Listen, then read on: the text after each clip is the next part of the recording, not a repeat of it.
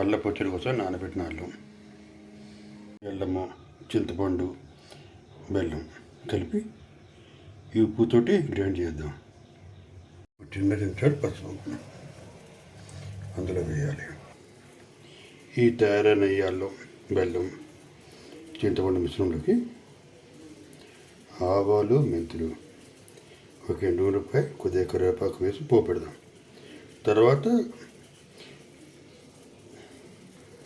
మెంతి పొడి, కారం పొడి కలపాలి. ఇలా మెంతులు, ఆవాలు వేయిస్తూ 2 ఎండుమిరపకాయలు వేయాలి. అలాగే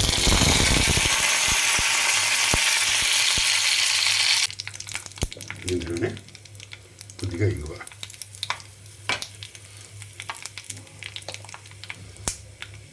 స్టవ్ ఆఫ్ చేసి ఒక 2 నిమిషాలు అట్టే పెడదాం. ఇందులోనే కారం వేసి కలిపి వెంటనే పచ్చళ్ళలో వేసేయాలి. ఇలా పచ్చళ్ళలో వేసిన తర్వాత పచ్చడి మొత్తం కలపాలి. ఇందులో ఇంత మెంతి పొడి వేసి కలిపి పచ్చళ్ళలో వేసేయాలి. ఈ పచ్చడిలో ఇందాక అల్లం గ్రైండ్ చేసినప్పుడు వచ్చినటువంటి ఈ నీరు కూడా వేసేస్తున్నాను. అంటే ఆ గ్రైండర్ది నీళ్లు పోసినప్పుడు కాదు, వచ్చే నీరు ఇందులో వేస్తున్నా. ఇలా తయారైన అల్లం పచ్చడిని